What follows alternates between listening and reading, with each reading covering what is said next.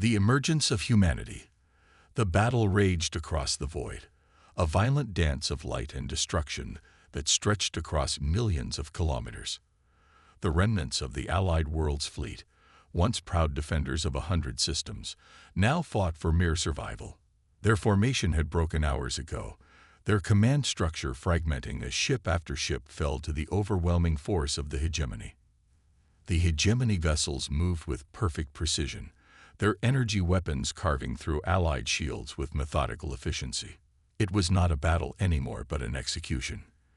The Allied admiral, Zex Toril, a veteran of a dozen campaigns, knew they had perhaps minutes before their position collapsed entirely.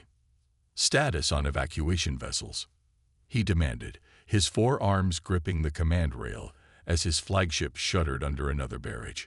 30% away, Admiral, his second reported, compound eyes reflecting the tactical display's red warnings. But the hegemony has cut off primary escape vectors. They're herding the civilian ships back toward the gravity well. Zex Toril hissed in frustration. The hegemony had conquered 17 systems in the past cycle, each one falling faster than the last. They did not negotiate. They did not accept surrender. They simply assimilated or annihilated.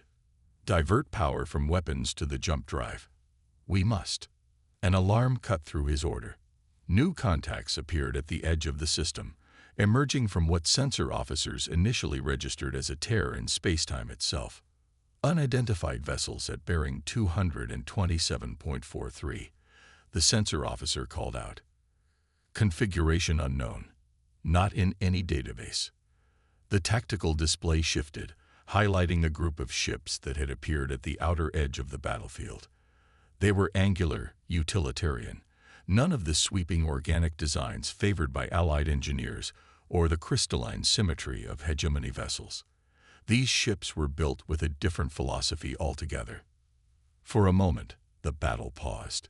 Even the hegemony vessels seemed to hesitate, their perfect formation momentarily disrupted as they assessed this new variable.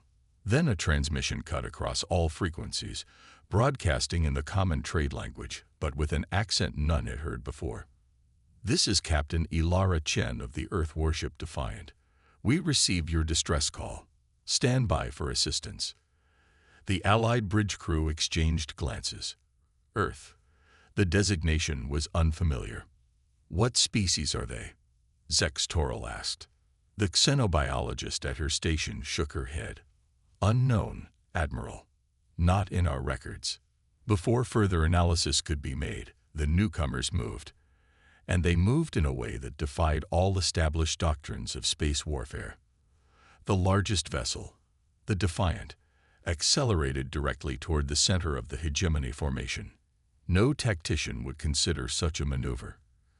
Concentrated fire would destroy any ship before it could penetrate a battle line. Yet the Defiant did not alter course, even as hegemony energy weapons converged on its position. They're going to be annihilated, Zex Toril whispered. Then something impossible happened. The human vessel absorbed the energy weapons.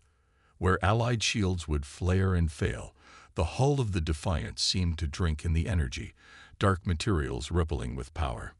Moments later, the Defiant responded. Not with the precise energy beams that dominated galactic warfare, but with hundreds of small, solid projectiles that erupted from its flanks.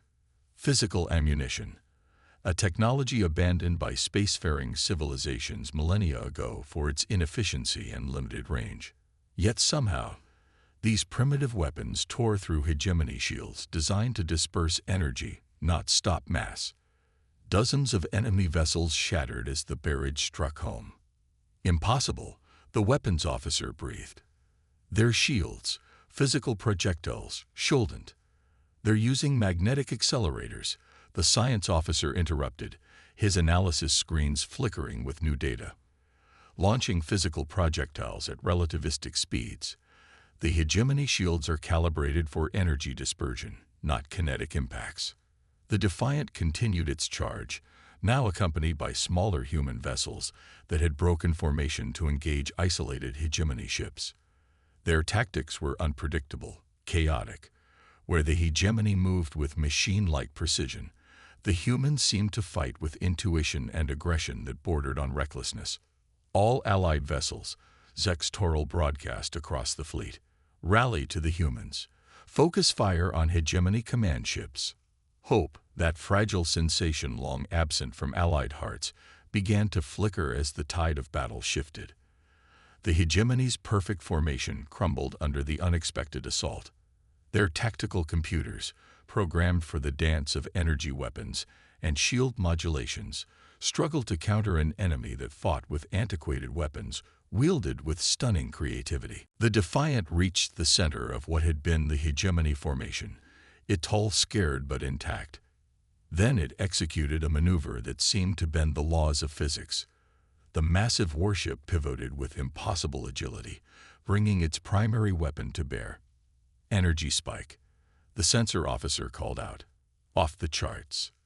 A lance of concentrated energy, not a beam but a torrent of raw power, erupted from the Defiant's bow. It struck the hegemony flagship, overwhelming its shields in microseconds before coring through the vessel from stem to stern. The hegemony command ship, twice the size of any Allied vessel, exploded in a silent bloom of light and debris.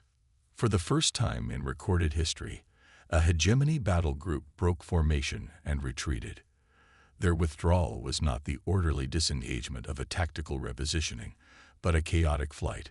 Ships scattered in different directions, jumping to hyperspace without coordination.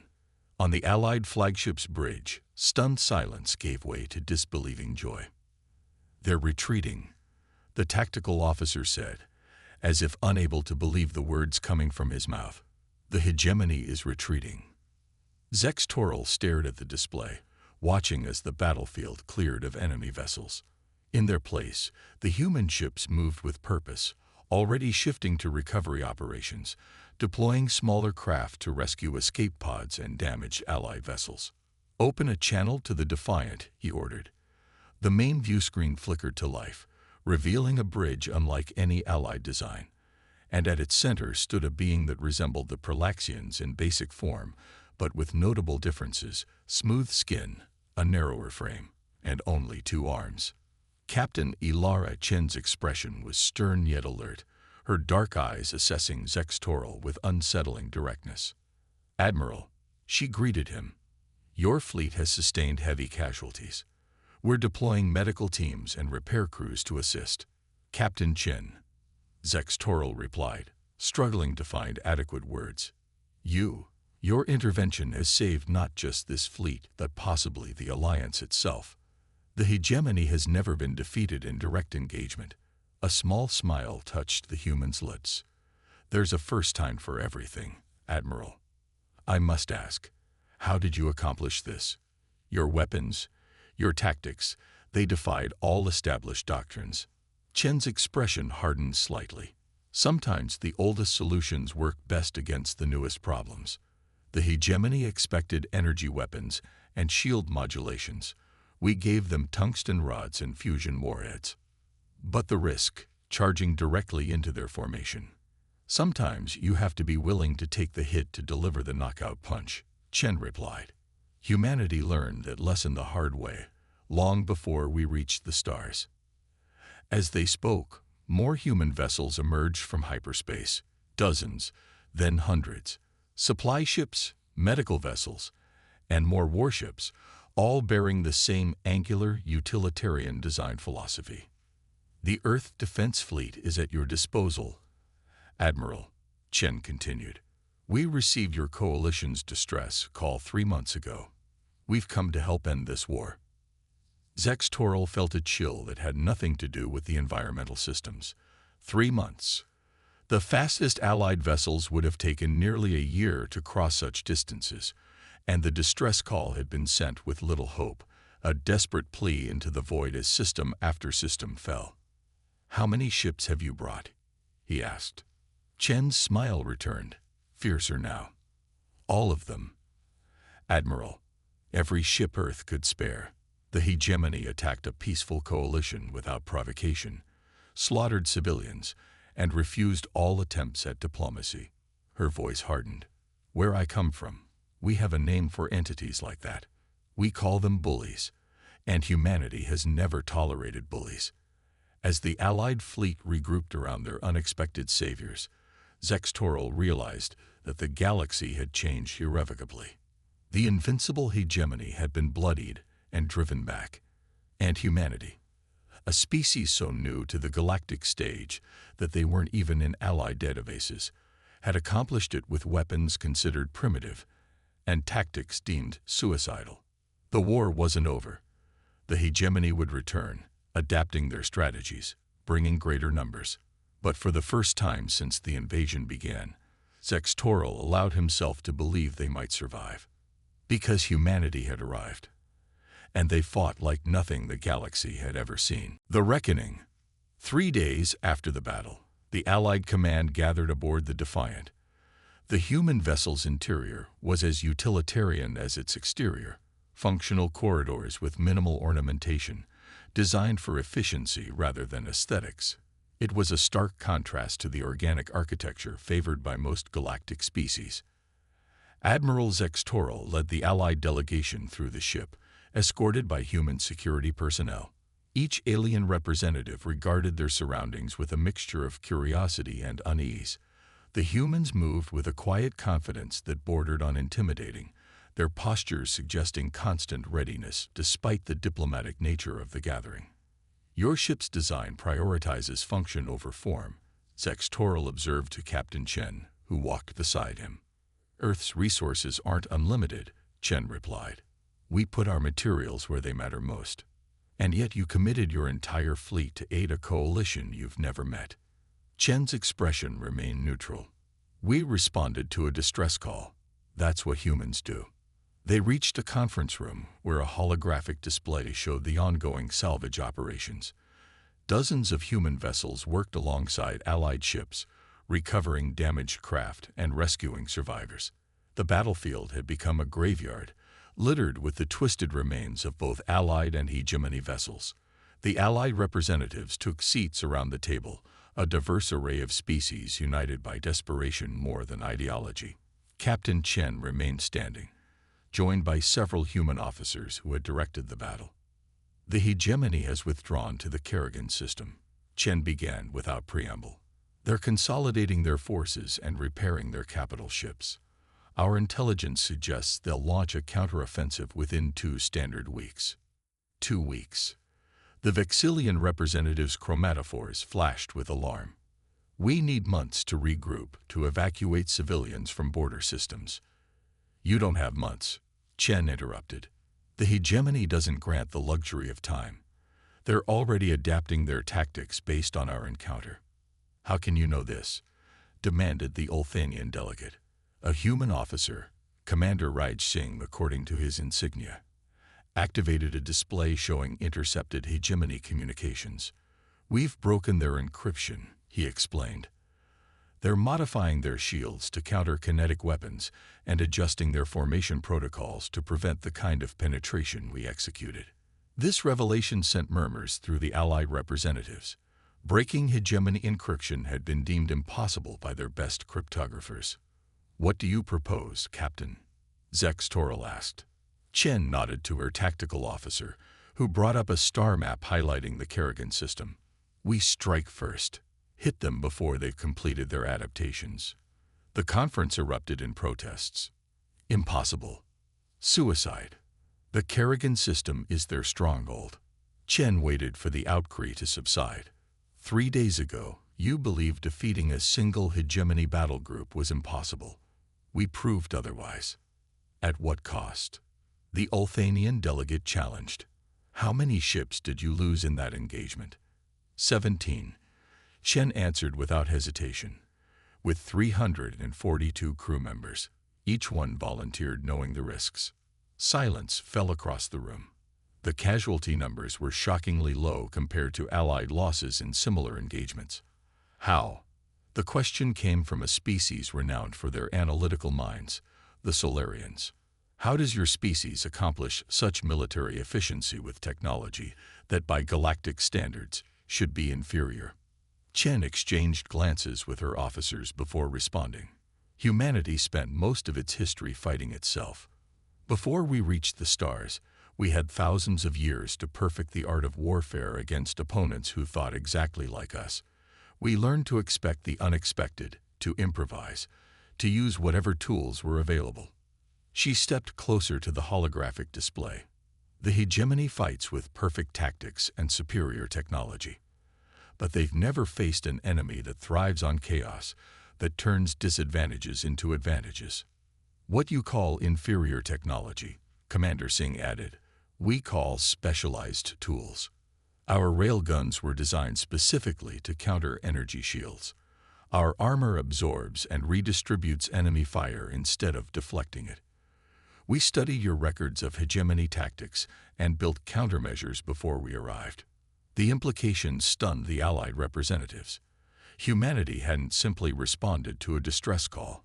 They had prepared meticulously for this conflict. Why? Zex Toril finally asked. Why commit such resources to aid species you've never encountered against an enemy that posed no direct threat to you? Captain Chen's expression hardened. Because we've seen this pattern before in our own history. Expansionist empires that consume everything in their path rarely stop until they're forced to. The hegemony would have reached Earth eventually. She straightened, her posture shifting subtly to something more commanding. But there's another reason. In our darkest moments, humanity learned that standing together is how we survive. Your coalition sent a plea into the void. And we answered because that's what we would hope others would do for us. The strategy session continued for hours, human officers outlining an assault plan that violated every established doctrine of space warfare. They proposed using faster-than-light jumps inside gravity wells, deploying specialized munitions that would disrupt hegemony communications, and tactics that seemed equally likely to destroy the attacking force as the defenders. When the meeting concluded, many Allied representatives departed with expressions of concern. Only Zex Toril remained, studying the battle projections with Captain Chen. Your plan will work, he finally said, but your casualties will be severe. Chen nodded. We know. Yet you still intend to proceed. Admiral, Chen said quietly, the hegemony has already conquered 17 systems. How many billions have died? How many more will die if we don't end this now? Before Zex Toril could respond, alarms blared throughout the ship. The tactical display shifted, showing multiple hegemony vessels emerging from hyperspace, not at the edge of the system as doctrine dictated, but directly amidst the recovery operations.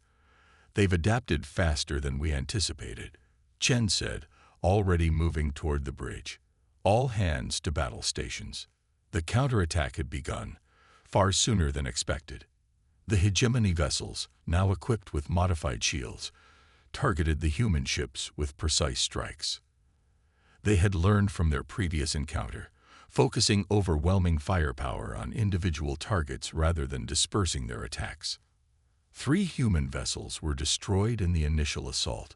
The Defiant shuddered as it absorbed multiple direct hits, its revolutionary armor glowing red with redistributed energy.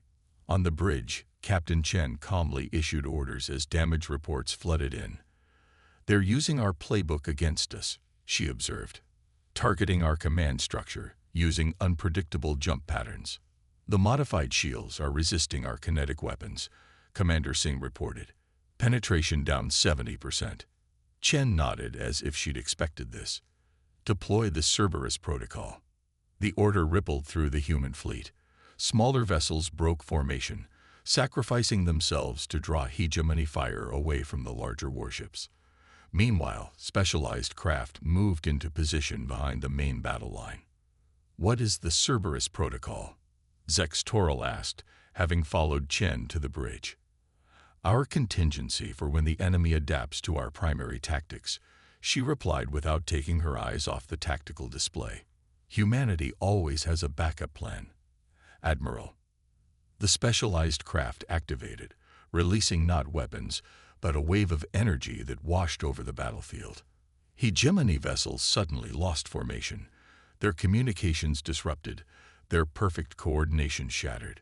Electronic warfare, Singh explained to the bewildered admiral. We're flooding their networks with contradictory commands, overriding their tactical systems. In the ensuing chaos, the human fleet struck with devastating precision.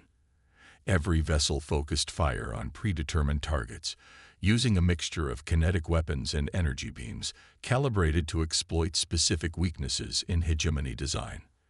The battle lasted less than an hour. When it ended, the hegemony force, supposedly an elite unit sent to eliminate the human threat, was in retreat once more. But the cost had been high. Nearly 30 human vessels destroyed, thousands of crew members lost. In the aftermath, as recovery operations began again, Captain Chen stood in the Defiance observation deck, looking out at the debris field that marked yet another battlefield. Was it worth it? Zex Toral asked, joining her. Chen didn't immediately respond, her gaze fixed on the distant stars. That's not a question we ask until after the war is won, Admiral. And if it can't be won, it can be, she said with quiet certainty. The hegemony is powerful, yes. Their technology is advanced, their resources vast, but they have a critical weakness, which is, they believe themselves invincible. Chen turned to face him. No entity that believes itself invincible survives contact with humanity for long. We are very good at finding weaknesses, Admiral. Very good at doing the impossible. As if to emphasize her point, more human vessels emerged from hyperspace, reinforcements summoned after the initial battle. Among them was a ship that dwarfed even the Defiant, its hull marked with the same utilitarian design, but on a scale that suggested terrifying power. The Prometheus, Chen said, noting Zex Toral's stunned expression. Our flagship, carrying the combined scientific minds of Earth's defense initiative and weapons that will end this war. You seem very certain of victory. Chen's expression softened slightly. Not certain, never certain, but hopeful. Humanity has survived its own worst impulses, Admiral. We've stood on the brink of self-destruction more than once and pulled back. We know what it means to fight for survival. She gestured to the stars beyond the battlefield. Your coalition sent a message asking for help. We answered, not because we're heroes, but because that's what humans do when faced with bullies and tyrants. We stand up, we fight back, and we don't stop until we've won. As the massive human flagship moved into position, its presence a declaration of intent to the galaxy, Zex Toral understood that regardless of how this war ended, the galactic order had been forever changed. Humanity had arrived on the interstellar stage, not as supplicants seeking admission to the greater community, but as warriors bringing hope to the hopeless. The tide had turned. The hegemony, for the first time in its history of conquest, faced an adversary that did not fear it, an adversary that viewed impossible odds not as a deterrent but as a challenge. The stars would bear witness to what followed, and the galaxy would never be the same again.